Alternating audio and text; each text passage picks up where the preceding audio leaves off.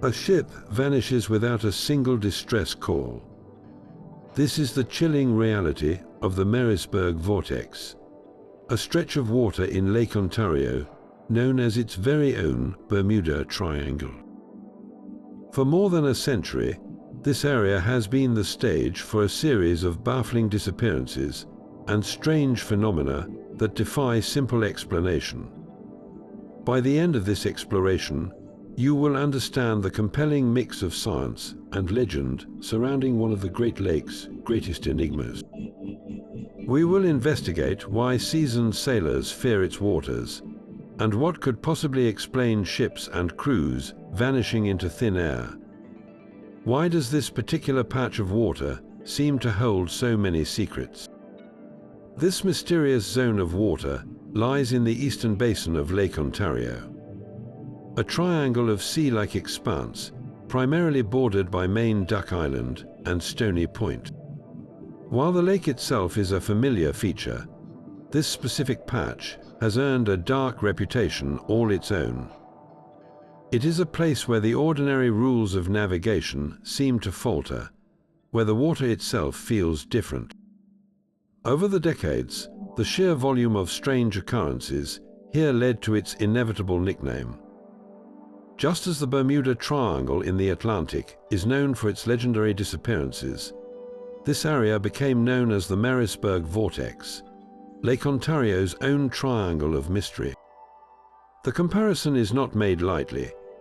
Both are places where seasoned mariners report compasses spinning wildly, where sudden, impenetrable fogs descend without warning, and where vessels, both large and small, have vanished from the face of the water without leaving a single clue behind.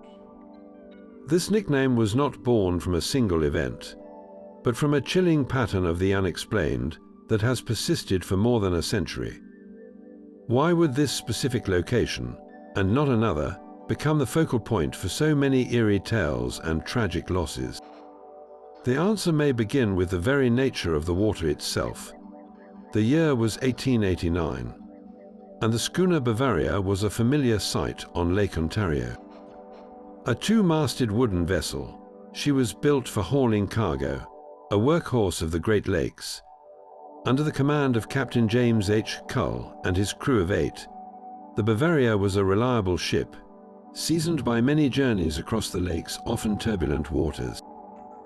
Her final voyage began like any other, setting sail from Oswego, New York, with a load of coal bound for Kingston, Ontario. It was a routine trip, one the crew had likely made countless times before. The weather was fair, the winds manageable. Other ships reported seeing the Bavaria that day, her sails full, making good progress. Then she was simply gone. No storm warning was issued, no distress flare was seen, no message was ever sent. The Bavaria, along with 9 experienced men, vanished completely. A massive search was launched, covering every mile of her intended route. Yet not a single plank of wood, not a shred of sailcloth, and not one body was ever recovered from the vast, cold waters. The complete and total absence of any evidence was the most baffling part. It was as if the lake had opened up, swallowed the ship whole, and then closed again without a trace. This was not just a tragedy. It was a profound mystery that set a terrifying precedent. The Bavaria's disappearance established the chilling pattern that would come to define the Marysburgh Vortex. A sturdy vessel, a capable crew, calm conditions, and then an abrupt, silent, and absolute erasure from existence. What unseen force could achieve such a clean and devastating result, leaving behind no answers, only questions that would haunt the lake for generations to come? 2 decades after the Bavaria vanished, the Vortex claimed another victim under even more dramatic circumstances. The Olive Jeanette was a 3-masted schooner, a larger and more formidable vessel. Yet it was no match for what awaited it in November of 1913. A legendary storm, later known as the Great Lakes Hurricane of 1913, was unleashing its fury across the entire region. This was no ordinary squall. It was a meteorological monster, with hurricane-force winds whipping the lake into a chaotic frenzy of towering waves and blinding snow. Despite the apocalyptic conditions, the Olive Jeanette, laden with a cargo of coal, was out on the water fighting for its life. Other ships were sending out desperate distress calls, their wireless operators tapping out final frantic messages. But from the Olive Jeanette, there was only silence. No mayday call was ever logged, no signal for help was ever received. It simply ceased to be. When the storm finally subsided, the devastation was immense. Multiple shipwrecks and countless lives were lost across the Great Lakes. Wreckage from many vessels washed ashore, allowing authorities to piece together their tragic ends. For the Olive Jeanette, however, the outcome was eerily familiar. No identifiable wreckage was ever found. No bodies from its crew washed up on the beaches. It had disappeared as completely as the Bavaria had years before, swallowed by the same patch of water during history's most violent freshwater storm. How could a large schooner vanish without leaving a single piece of evidence? Even when surrounded by the wreckage of other ships, the utter lack of any trace fueled dark theories. Some whispered that the vortex did not just sink ships, but pulled them down intact, hiding them in deep, unseen crevices on the lake floor. Others suggested the storm itself had created a perfect, chaotic veil, allowing the vortex to act without witnesses. The fate of the Olive Jeanette did more than just add another name to a list of lost ships. It cemented the deadly reputation of the Marysburgh Vortex. If a storm of that magnitude could not cough up a single clue, then something far stranger than bad weather was at work in those waters. The pattern of silence continued into the next decade, and the year 1917 delivered one of the most devastating blows. The steamship George A. Marsh was a modern vessel for its time, a steel-hulled freighter powered by a steam engine, a far cry from the wooden schooners lost before it. It represented progress, a sense of security that technology could tame the lake's fury. On a November day, the George A. Marsh was on a routine run from Oswego to Kingston, carrying a cargo of coal.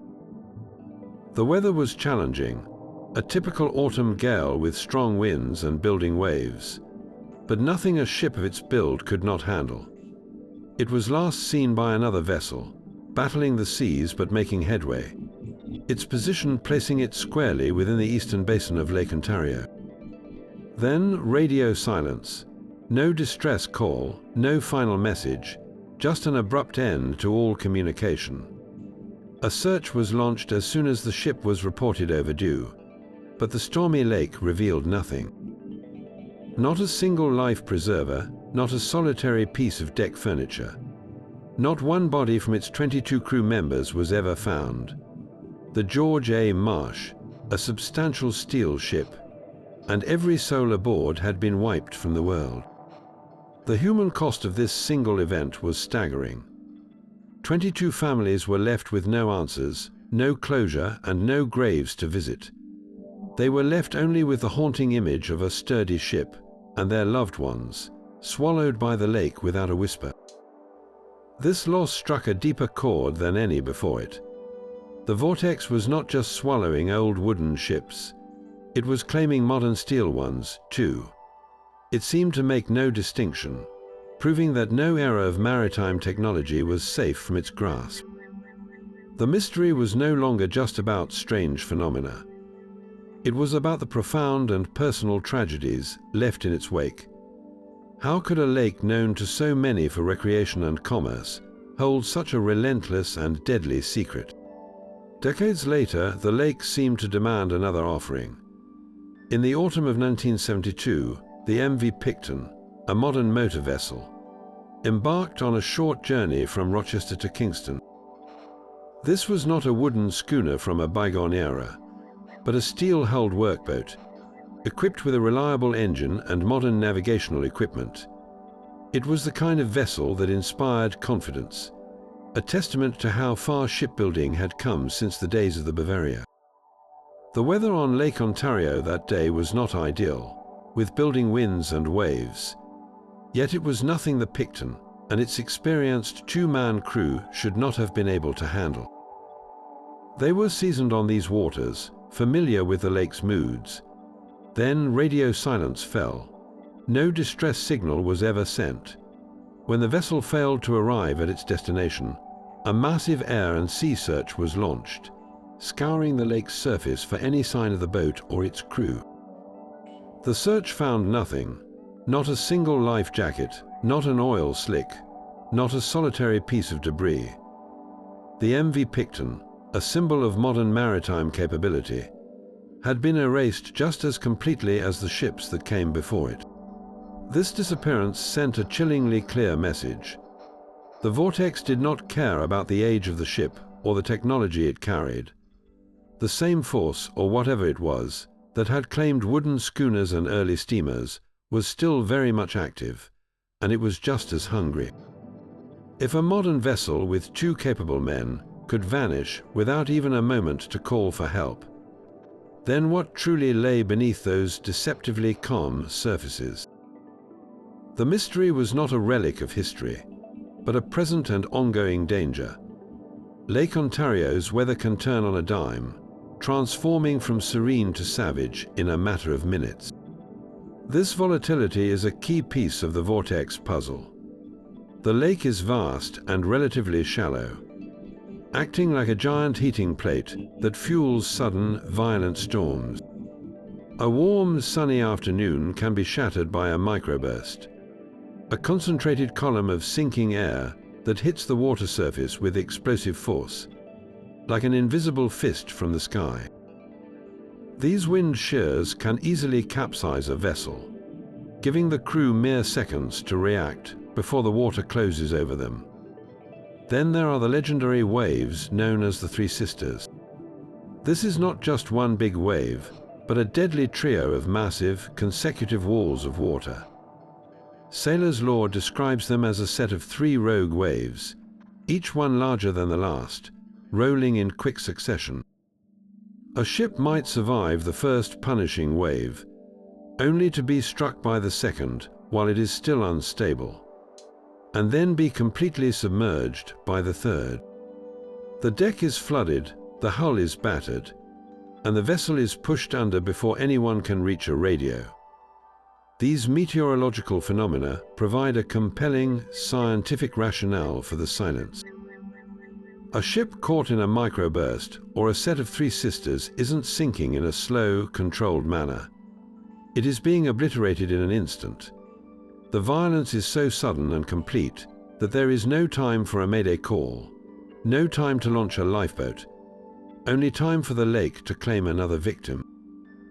But does this explanation alone account for the total absence of wreckage, for ships that seem to vanish into another dimension? But the lake's sudden violence is not the only danger reported by those who traverse the vortex.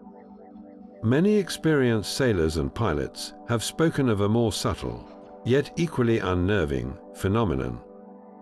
Their compasses begin to spin wildly, losing all sense of true north the moment they enter this specific area. This is not just a minor calibration error. It is a complete and total failure of their primary navigational instrument. In an era before GPS, a spinning compass over a vast, featureless expanse of water was a death sentence, leaving a vessel disoriented and utterly lost. These reports of magnetic anomalies create a direct and chilling parallel to the legends of the Bermuda Triangle, where pilots have famously recounted their instruments going haywire for no apparent reason. The question is, what could cause such a localized disturbance in the Earth's magnetic field? Scientific studies have indeed attempted to map the magnetic character of the Great Lakes. Researchers have discovered that the bedrock beneath Lake Ontario is a complex mosaic of different rock types, some of which are highly magnetic. In particular, the Precambrian shield rock that underlies much of the region contains vast deposits of magnetite, a naturally magnetic mineral.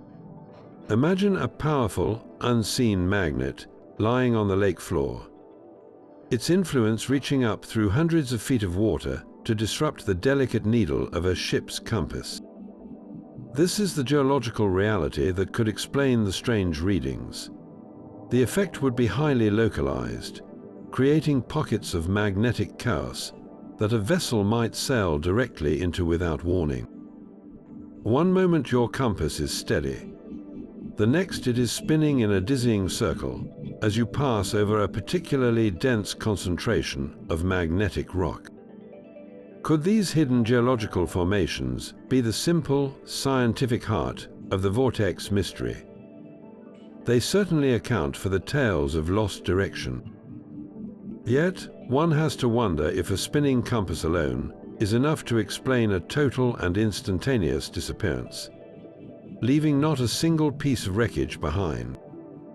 Is the magnetic pull so strong that it could draw a steel-hulled ship down to the depths, holding it fast against the lake bed forever?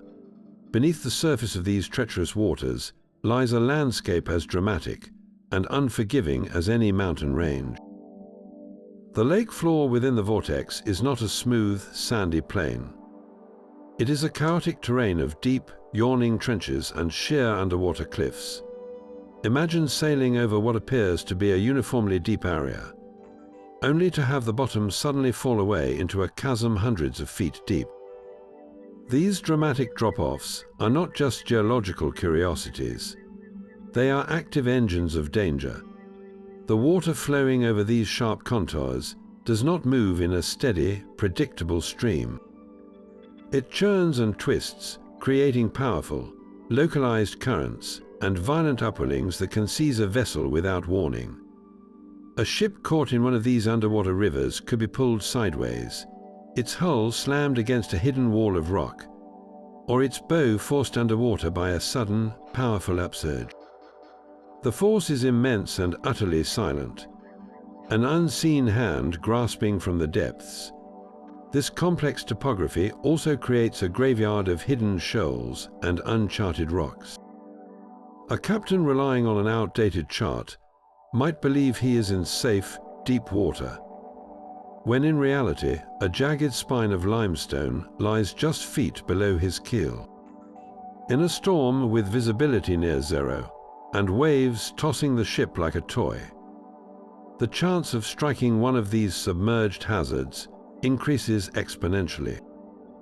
A single brutal impact can tear open a steel hull as easily as it would a wooden one, sending the ship to the bottom in minutes. This combination of a ship-snaring landscape and the lake's sudden meteorological fury creates a perfect storm of peril. It offers a grimly logical explanation for why so many wrecks in this area are never found. A vessel torn apart on a deep water shoal would see its debris scattered by those very same chaotic currents, carried into the deepest trenches where it may never be seen again. Could this brutal, physical reality be the entire answer? Or does the sheer persistence of the mystery suggest that even these formidable dangers are not the whole story? One of the most startling scientific theories suggests the lakebed itself might be actively conspiring against the ships above. Deep beneath the sediment of Lake Ontario, vast deposits of methane gas could lie trapped in a frozen, crystalline form known as methane hydrate. These deposits are like geological landmines, stable under the immense pressure and cold of the deep water, but dangerously unstable if that balance is disturbed. A minor earthquake, a landslide on the lake floor, or even a simple shift in water temperature could be the trigger. In an instant, the solid hydrate would convert back into a massive bubble of gaseous methane, erupting toward the surface with tremendous force. The effect on the water above would be catastrophic. This sudden, massive release of gas would churn the water into a frothing, effervescent foam. For a ship caught directly above such an eruption, the consequences would be swift and horrifying. The fundamental physics of buoyancy, the very principle that keeps a vessel afloat, would be shattered. The water, now saturated with billions of bubbles, would lose its density. It would no longer be able to support the ship's weight. The vessel would not simply sink, it would plummet, losing all buoyancy at once, and plunging straight down through the suddenly destabilized water column. This theory provides a chillingly elegant explanation for the most baffling aspect of the vortex disappearances: the complete and utter lack of debris. A ship swallowed this way would not break apart on the surface from a wave impact. It would be dragged down intact, its hull compressed by the depths as it settles on the lake floor, far from any search area. It also perfectly explains the eerie silence. The entire event, from the initial eruption to the ship's descent, could be over in less than a minute, leaving no time for a distress call, no time to put on a life jacket, only a violent and inexplicable end. This methane hydrate hypothesis creates a direct and powerful link between Lake Ontario and the Bermuda Triangle, where the exact same phenomenon has been proposed to explain losses in the Atlantic. It suggests that these mysterious zones are not supernatural, but are instead places where the planet itself occasionally exhales a deadly, invisible breath. Could a simple bubble of gas truly be the hidden force behind a century of maritime mystery? Yet for all the compelling science, the human imagination refuses to be confined by logic alone. When events defy all rational explanation, the mind naturally drifts toward the extraordinary, and the Marysburgh Vortex has spawned its own rich tapestry of paranormal lore. Many credible witnesses, from commercial pilots to fishermen, have reported seeing strange, unidentifiable lights dancing above the water's surface. These are not the navigation lights of aircraft or the distant glow of a city. They are described as brilliant orbs that move with impossible speed and agility, performing maneuvers that defy our understanding of physics. Some even claim to have seen these lights plunge into the water or emerge from it, suggesting the presence of not just UFOs, but USOs, unidentified submerged objects. What if the vortex is not a graveyard, but a gateway? This leads to one of the most unsettling theories of all. Could the area be home to a temporal rift or an interdimensional portal? Proponents of this idea suggest that these ships did not sink in the traditional sense. Instead, they sailed directly into a fold in reality, a shimmering doorway in time and space that instantly transported them to another era, or a completely different dimension. This would account for the absolute lack of wreckage. There is no debris to find because the vessels were never physically destroyed. They simply left our world, vanishing as completely as a stone dropped into a pond that leaves no ripple. Is it so far-fetched to consider that our reality might have weak spots, places where the fabric of what we perceive as normal is stretched thin? Perhaps the combination of unique magnetic fields, geological stress, and even those mysterious methane releases creates a perfect storm not just of weather, but of space-time itself. The vortex would then be a natural wonder of an entirely different order, a place where the lake does not just hide ships in its depths, but sends them on a one-way journey into the absolute unknown. Long before ships began to vanish, the original peoples of this land knew this part of the lake was different. For the Haudenosaunee and other First Nations, the waters were not an empty space to be crossed, but a living landscape, imbued with spirit and meaning. Their oral traditions, passed down through countless generations, speak of powerful forces residing in the eastern basin of Lake Ontario. These are not stories of random danger, but of a specific, sentient presence. Some legends tell of a great underwater serpent or panther, a formidable spirit guardian that claims those who disrespect its domain. Others describe the area as a thin place, where the veil between the physical world and the spirit world is especially fragile. In this worldview, the vortex is not a new mystery, but an ancient one, The sudden fogs that descend without warning were not merely meteorological events, but the breath of the spirit world, a curtain drawn across the water. The strange lights reported by modern pilots could be seen as the shimmering energy of that other realm briefly becoming visible. The complete disappearance of vessels aligns with the idea that the lake itself could open a doorway, pulling the unwary not into the depths, but into another plane of existence entirely. These stories were not born from a single shipwreck, but from centuries of observation and a deep spiritual understanding of the land and water. They represent a fundamental truth, that this place has always demanded respect and held a power that defies simple explanation. When European settlers arrived with their charts and compasses, they saw a blank space on a map to be conquered. The Haudenosaunee, however, saw a place that was already full, a place with a name and a story that warned of a power far greater than any storm. Could these ancient perspectives hold a key that modern science has overlooked? Not in contradicting the physical dangers, but in explaining the profound sense of the uncanny that clings to this water. So has the march of technology finally tamed this ancient mystery. With satellites orbiting overhead and sophisticated electronics on every bridge, one might assume the vortex's power has been neutralized. Yet the stories from the modern era suggest something far more intriguing. Technology has not ended the strange occurrences. It has instead given us new tools to witness them, often with equally baffling results. Even with GPS providing a precise location anywhere on the planet, sailors still report sudden and complete signal loss when traversing the vortex. One moment the screen shows a clear track across the lake, the next it flickers and displays an error message, as if the satellite signal is being blocked by an invisible hand.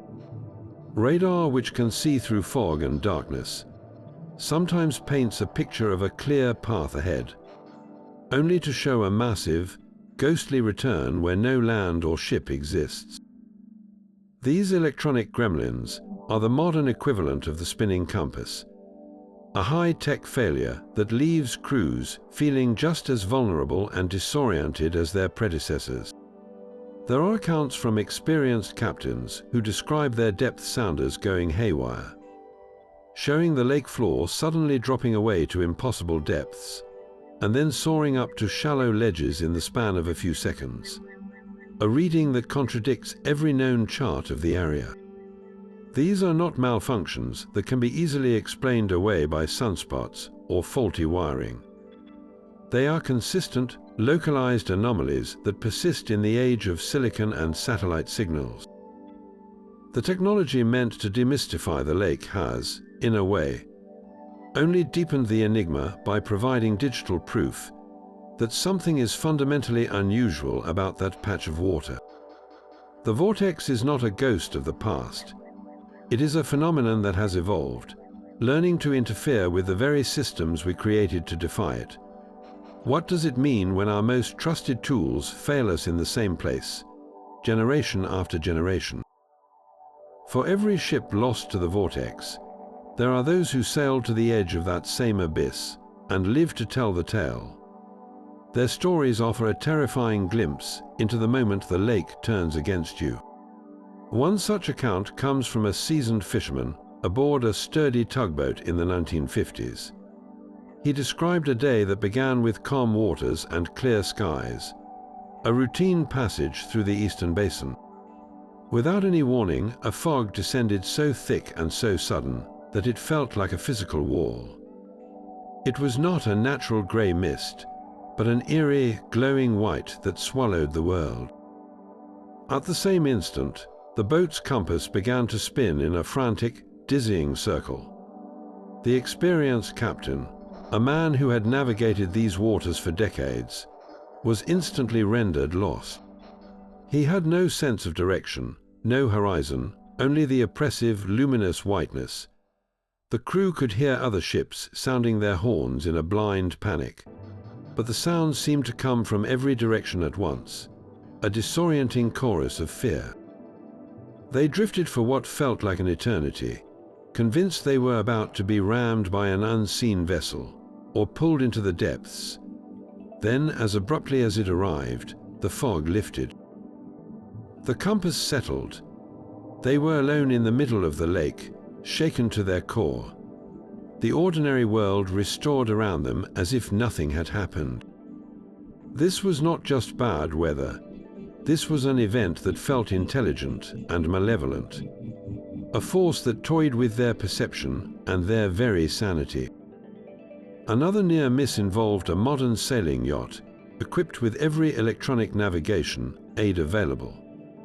The couple aboard were experienced sailors, and they had checked the weather radar meticulously before setting out. Their course took them through the heart of the vortex on a calm summer afternoon.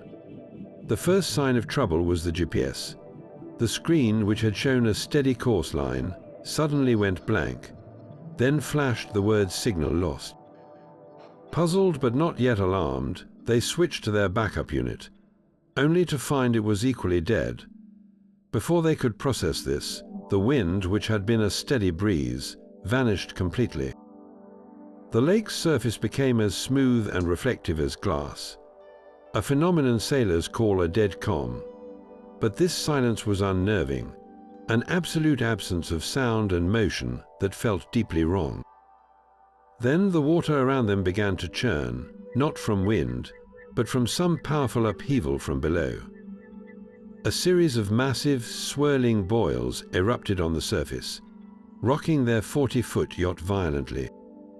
They described hearing deep, guttural groans coming from the water itself, a sound that vibrated through the hull. Convinced they were about to be pulled under, they started the engine and pointed the boat in the direction they prayed was shore, navigating by the sun alone. It took 20 minutes of heart-pounding terror before the GPS units flickered back to life. The wind returned and the chaotic water settled. They had escaped, but the experience left them with a permanent conviction that there is something alive in that water, something that can disable technology and reshape the physical environment in an instant. These survivor accounts are the most vital evidence we have. They are not legends or second-hand ghost stories. They are direct testimonies from credible mariners who faced the vortex and survived. They consistently report a specific sequence of events: the sudden failure of multiple redundant systems, the abrupt and unnatural shifts in weather, and the profound, gut-wrenching feeling of being actively hunted by the lake itself. These stories prove that the vortex does not always keep its victims. Sometimes it lets them go, perhaps as a warning to others. What final, subtle shift in conditions separates a near miss from a permanent disappearance? Is it simply a matter of chance? Or is there a reason some are allowed to return, forever haunted by what they witnessed on the other side of that thin veil? The relentless search for answers has driven explorers to the lake's dark, frigid floor. Marine archaeologists and wreck hunters have dedicated decades to finding the physical proof of the vortex's victims. But Lake Ontario guards its secrets with a fierce tenacity. The primary challenge is the environment itself. The water is profoundly cold, often hovering just above freezing, even in summer. This cold preserves shipwrecks in an eerie state of suspended animation. But it also creates a brutally hostile environment for divers, limiting their time on the bottom to mere minutes. Below a certain depth, the world is plunged into absolute darkness, a sunless realm where powerful lights can only illuminate a few feet of swirling sediment. The visibility is often zero, a condition divers call diving in a glass of milk, where you can barely see your own hand in front of your face. Navigating this black, featureless void is a task that pushes human courage and technology to their absolute limits. It is a search for a needle in a haystack, where the haystack is hundreds of square miles of pitch black, freezing water.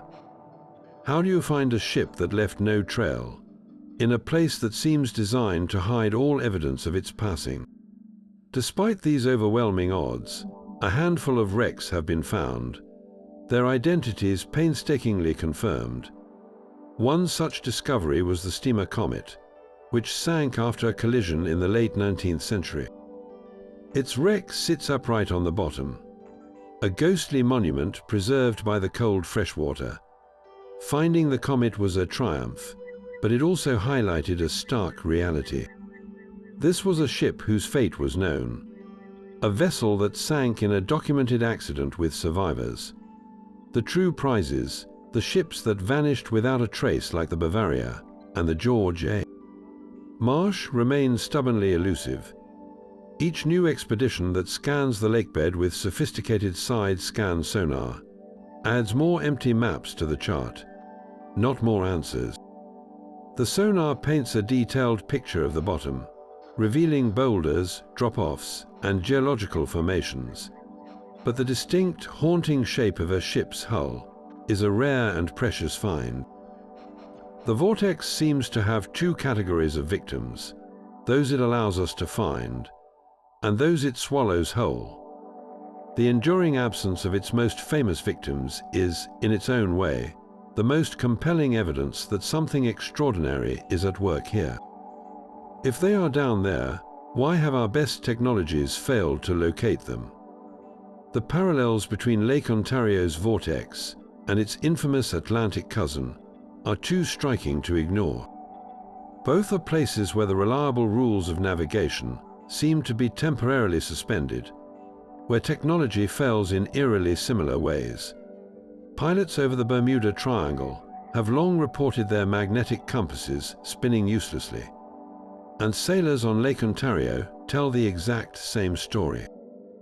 In both locations, sudden and impenetrable fogs descend out of a clear sky, and vessels vanish without sending a single distress call. The public fascination is identical, too, feeding a global appetite for stories that challenge our understanding of the natural world. We are drawn to these maps with blank spots, these places where the known world simply ends, because they whisper that reality might be far stranger than we were taught. Yet for all their similarities, these two mysteries exist on vastly different scales. The Bermuda Triangle encompasses a massive swath of ocean, a region of deep sea trenches and international shipping lanes where large aircraft and ocean liners have disappeared. The Marysburgh Vortex, by contrast, is intensely localized, a specific patch of a single Great Lake. Its victims are often commercial freighters and fishing boats, tragedies that ripple through smaller, tighter-knit communities. The environment itself creates a key distinction. The Atlantic is a salty, storm-racked sea, while Lake Ontario is a vast, freshwater inland sea, known for its own unique and violent weather patterns. This difference in scale and setting influences their cultural footprints. The Bermuda Triangle is a global legend, a staple of blockbuster films and paperback thrillers. The Marysburgh Vortex remains a more intimate, regional ghost story, a persistent chill in the air known mostly to those who live along the lake's shores. One is a worldwide phenomenon, the other a deeply personal local secret. But this raises a profound question. If the same types of inexplicable events occur in two such different parts of the world, does that make the mystery more or less understandable? Does it suggest a universal, if rare, natural phenomenon, or point towards something even more inexplicable at work? Official records from bodies like the Canadian Coast Guard present a world of stark practicality, a realm of incident reports and statistical analysis. You will not find the term Marysburgh Vortex in their official maritime advisories. For these agencies, tasked with safety and rescue, the eastern basin of Lake Ontario is not a supernatural enigma, but a zone of well-documented and formidable natural hazards. Their reports detail a sobering list of dangers, the same ones that have claimed ships for over a century. They issue specific warnings about the potential for sudden, severe squalls, that can generate without the typical signs of a large-scale storm. They caution mariners about the complex and often unpredictable wave patterns, acknowledging the legendary Three Sisters not as myth, but as a rare but documented hydrographic phenomenon. Navigational warnings for the area frequently highlight the risk of compass deviation due to local magnetic anomalies, a direct, official confirmation of the strange tales spun by sailors. The official stance is one of meticulous risk management, not mystery. Every incident, from a missing fishing boat to a vessel in distress, is logged, investigated, and categorized under causes like founderings, groundings, or severe weather. The pattern that emerges from their cold data is one of a brutally efficient natural environment, not a paranormal force. The Coast Guard's primary mission is prevention through education and enforcement of safety regulations. Their message is consistent. The greatest risk in the vortex is not an unseen monster, but complacency.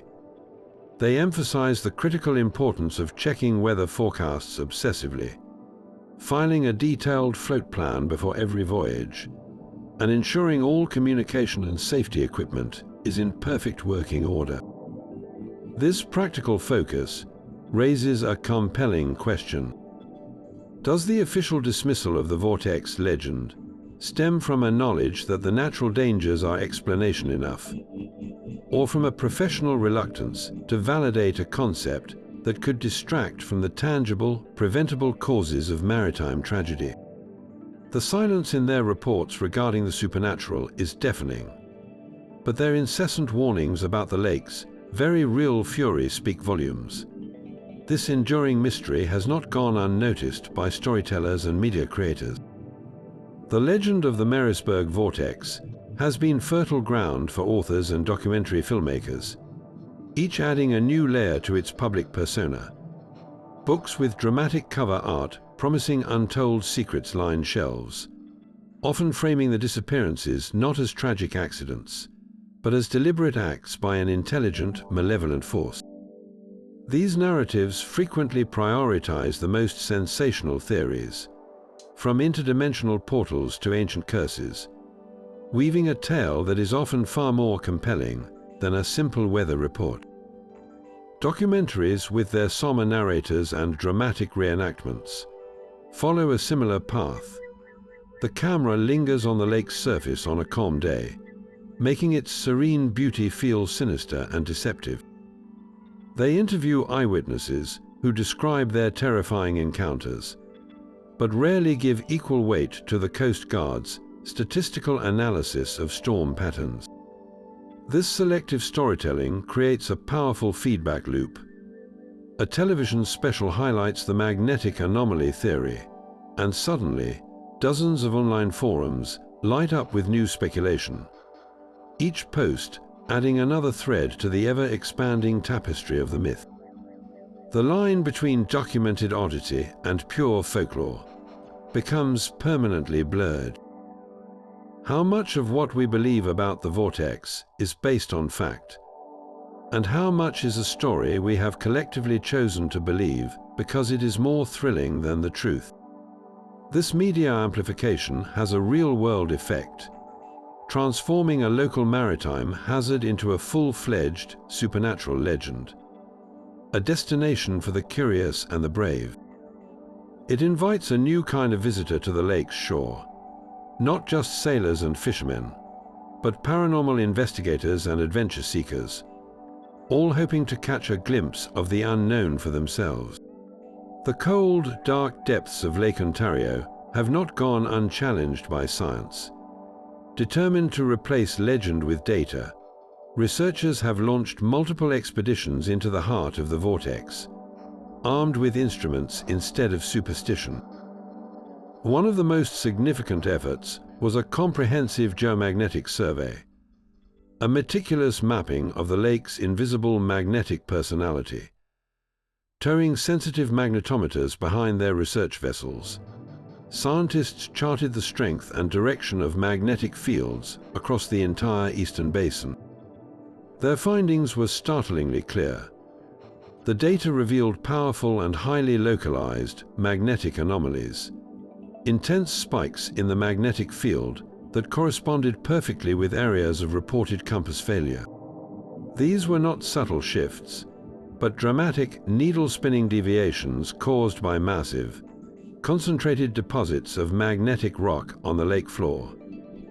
This was the scientific smoking gun for one of the vortex's oldest and most consistent mysteries. The spinning compass was not a sailor's tall tale, but a measurable geological reality. Yet, this confirmation also raised a new question. While these magnetic fields could certainly disorient a navigator, could they truly exert enough physical force to pull a steel ship to the bottom? The answer from the data was a definitive no. The magnetic pull, while strong enough to confuse a compass, was far too weak to physically drag a vessel underwater. So, if the magnetism was not the primary killer, what other force were the instruments missing? The search for that force led scientists to investigate the lake's hidden breath, the potential for methane gas eruptions. Research teams have sampled sediment cores from the vortex's lakebed, extracting long cylinders of mud and ancient history. Laboratory analysis of these cores has indeed confirmed the presence of methane gas, trapped within the layers of sediment. The evidence for the methane theory is physically there, locked in the muck. However, the scale of the potential threat remains a subject of intense debate. Critics of the methane explosion hypothesis point out that while the gas exists, no study has yet proven that a deposit large enough to destabilize and sink a substantial vessel lies directly beneath the vortex's most active shipping lanes. They argue that the amount of gas required to obliterate the buoyancy of a large freighter would be colossal. An event so powerful, it would likely leave a visible scar on the lake floor and be detected by seismic monitors. Proponents counter that our understanding of these submerged landscapes is still incomplete. They suggest that the trigger might not be a single cataclysmic belch, but a rapid series of smaller, cascading releases from a network of interconnected pockets. This could create a large area of frothing, low-density water without leaving a single massive crater. The scientific dialogue is a tense back and forth, a battle between a compelling theoretical mechanism and the stubborn lack of direct, observable proof. We know the gas is there, but we do not know if it has ever been angry enough to claim a ship. Perhaps the most ambitious modern investigations have focused on the water itself, using technology to map the lake's treacherous currents in 3 dimensions. Deploying networks of submerged sensors and current profilers, oceanographers have constructed a dynamic model of how water moves through the vortex. Their findings paint a picture of a profoundly unstable environment.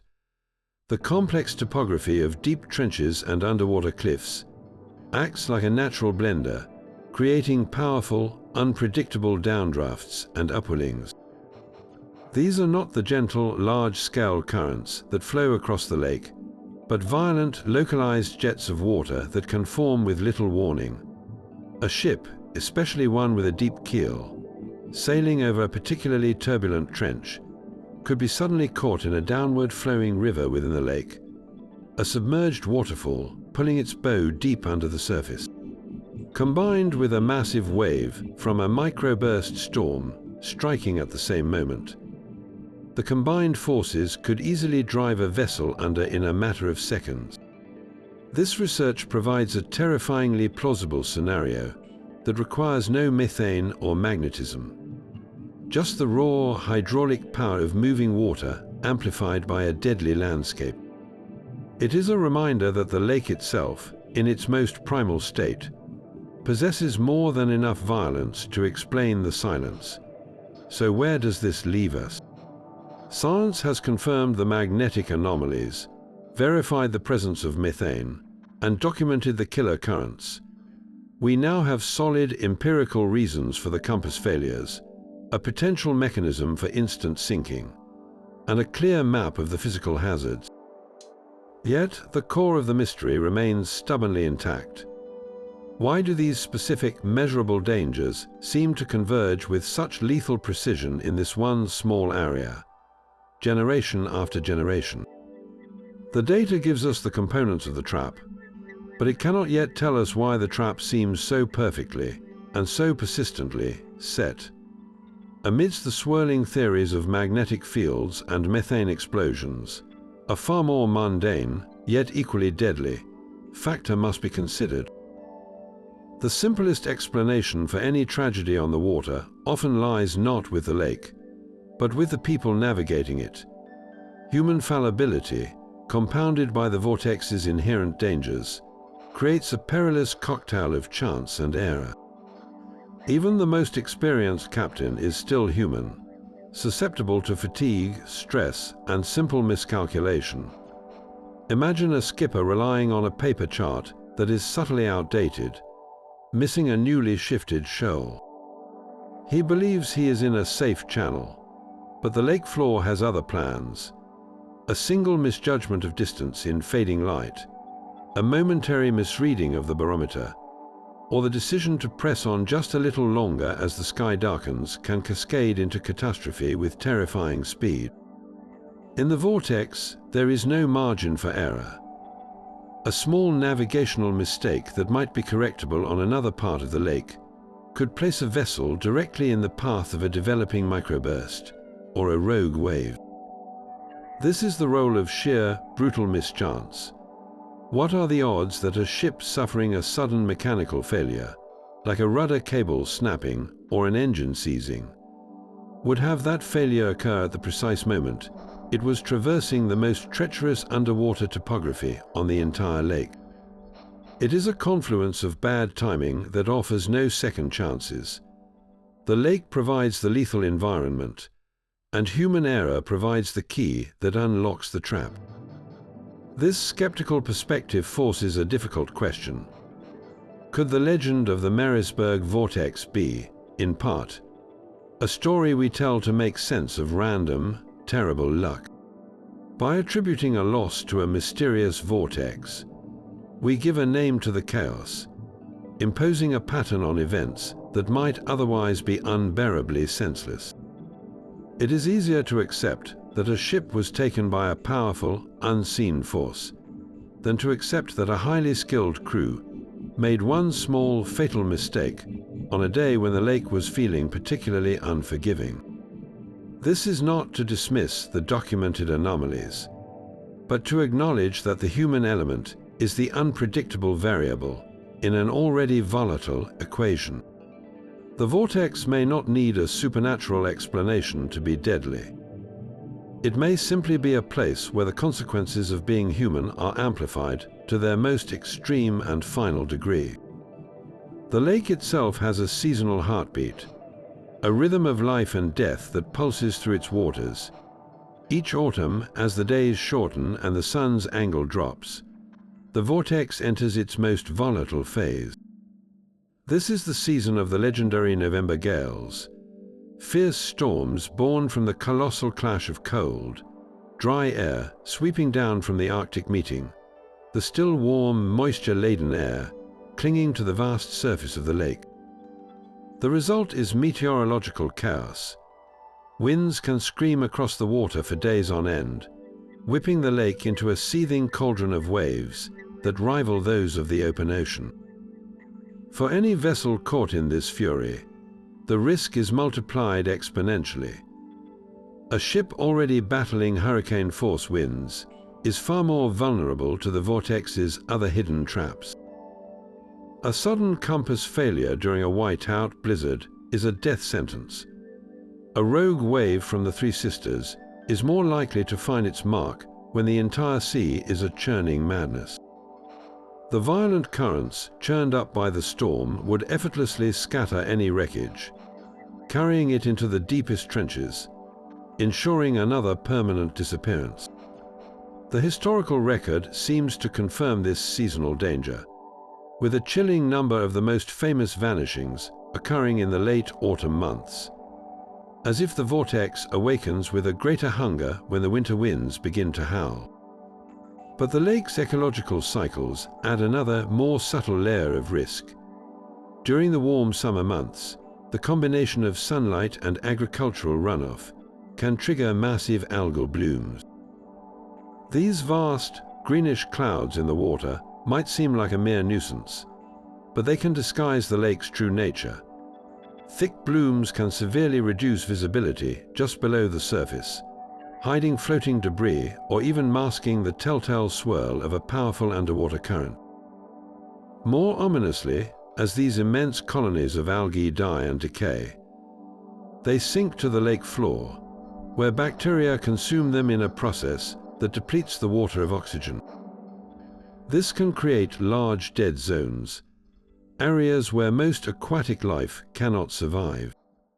While this does not directly sink a ship, it creates an environment where any wreck that does occur will be preserved in a sterile, eerie silence, with no scavenging fish or currents to disturb it, potentially explaining why some wrecks are found in a state of perfect preservation, while others vanish without any trace at all. The vortex, it seems, is not a static mystery. Its danger ebbs and flows with the turning of the seasons and the silent, biological cycles of the lake itself, becoming most active when the natural world is in its most violent state of transition. Behind every vanished ship is a family left waiting on a silent shore. For the descendants of those lost in the vortex, the mystery is not a legend but a permanent, aching absence passed down through generations. They are the keepers of stories that official reports can never capture, the human heart of this enduring enigma. One woman, whose great-grandfather was the cook aboard the George A. Marsh, recalls her grandmother's ritual. Every November, on the anniversary of the ship's disappearance, the family would gather. Her grandmother would sit by the window facing the lake, her hands clasped tightly, as if she could still will the ship to appear on the horizon.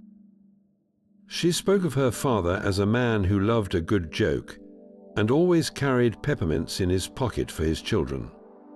That is the man who was lost, not just a name on a crew manifest.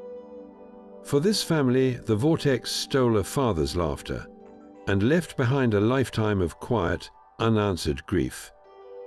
Another story comes from a man whose uncle was one of the 2 crewmen on the MV Picton.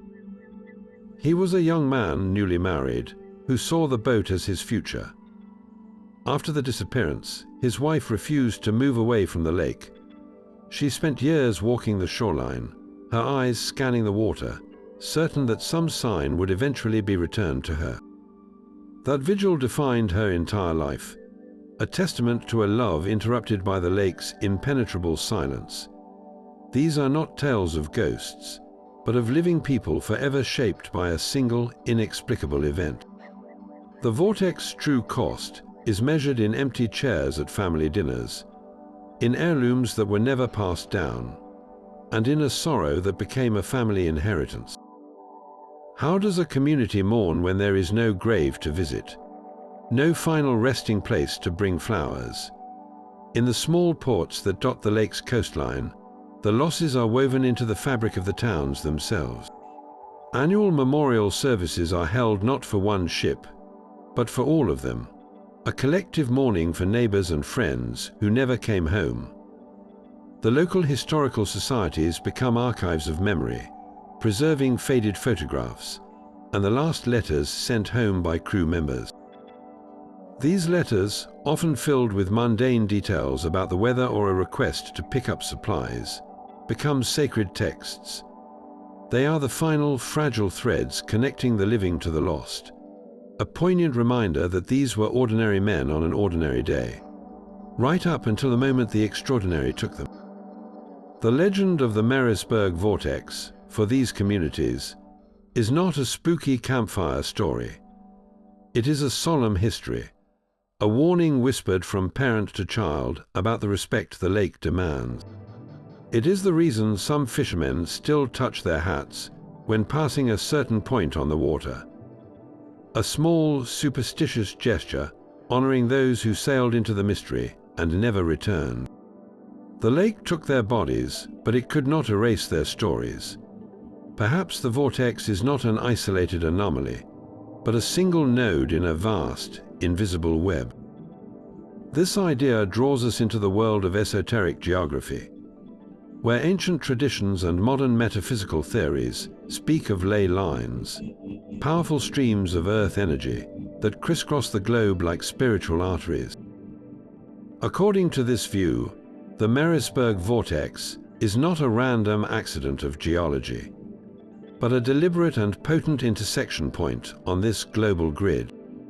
Imagine the planet alive with a subtle energy, flowing along specific pathways that connect sacred sites, ancient monuments, and places of profound natural power. The Great Pyramid of Giza, Stonehenge, and the Nazca lines are often cited as lying on these potent alignments. The vortex, in this context, becomes Lake Ontario's own powerful nexus, a place where these unseen energies converge and intensify. This concentration of raw, terrestrial power could theoretically explain the persistent technological interference. If these ley lines carry a measurable, albeit subtle, electromagnetic charge, a major intersection point might generate a field strong enough to scramble compasses, disrupt GPS signals, and confuse radar. Our modern devices, finely tuned to operate within a predictable electromagnetic environment, would be utterly bewildered by such an intense and chaotic energy source. It would be like trying to hold a quiet conversation in the middle of a roaring rock concert. The signal is simply overwhelmed by the background noise of the planet itself. But this theory goes beyond mere technical malfunction. Some researchers suggest that these power points do not just disrupt machines, they can also affect human consciousness. The feelings of disorientation, the eerie sense of being watched, and the profound dread reported by survivors could be a direct psychic reaction to standing at the center of such a concentrated energy field. The vortex would then be a place where the boundary between the physical and the spiritual is not just thin, but electrically charged. A spiritual transformer station whose output is sometimes more than the human mind or man-made technology can safely handle. This transforms the lake from a simple body of water into a sacred, and potentially dangerous, landscape. Its power is not malevolent, but primordial, a fundamental force of the earth that we are only just beginning to sense with our fragile instruments. Could it be that our ships are not being swallowed, but are simply failing as they pass through a zone of energy for which they were never designed? Separating the chilling legends from the cold, hard facts requires peeling back layers of sensational storytelling. One of the most persistent myths is that the vortex is a supernatural vacuum cleaner, actively hunting and consuming any vessel that dares to cross its path. The data, however, tells a more nuanced story. While the Eastern Basin has seen a concentration of losses, it is also one of the most heavily trafficked shipping lanes on the entire lake. The sheer volume of maritime traffic passing through this area for over a century means that statistically, some tragedies were bound to occur there. The myth emerges not from an unusually high rate of disaster, but from the uniquely baffling nature of the disappearances that did happen. The lake did not need to claim every ship, only a few in the most inexplicable ways, to cement its terrifying reputation. Our minds are pattern recognition engines, and a series of silent, evidence-free vanishings in one location creates a narrative that feels intentional, even if the underlying causes are a complex web of natural hazards. Another common misconception is that the vortex only targets ships, leaving aircraft unscathed. While there are no documented cases of large commercial planes vanishing, there have been instances of small, private aircraft experiencing unexplained instrument failures or navigational difficulties while flying over the area. These incidents are often folded into the broader legend, but they lack the same conclusive, tragic finality of the maritime losses. They become part of the folklore because they fit the pattern of technological interference, even if the outcome was not a disappearance. So why do these exaggerated stories hold such power over us? They persist because a simple, monstrous explanation can be more satisfying than a complicated confluence of bad weather, bad luck, and brutal geology. The idea of a sentient, hungry vortex is a story. The reality of a sudden microburst capsizing a ship in 60 seconds is a terrifying, impersonal fact. The stories give the lake a personality, a reason for its rage, making the vast, indifferent power of nature feel somehow knowable and therefore less frightening. But in trying to personify the danger, we may be overlooking the most important lesson the vortex has to teach. The greatest myth of all might be our belief that we have finally mastered the natural world with our technology, that our charts and GPS have made the ancient dangers obsolete. The enduring mystery of the Marysburgh Vortex stands as a permanent reminder that there are still places on this planet where nature holds the final card. And our greatest safety lies not in dismissing the legends, but in respecting the very real power they represent. So we are left with a mystery that refuses to be neatly solved. The scientific evidence is compelling, pointing to a perfect storm of natural dangers.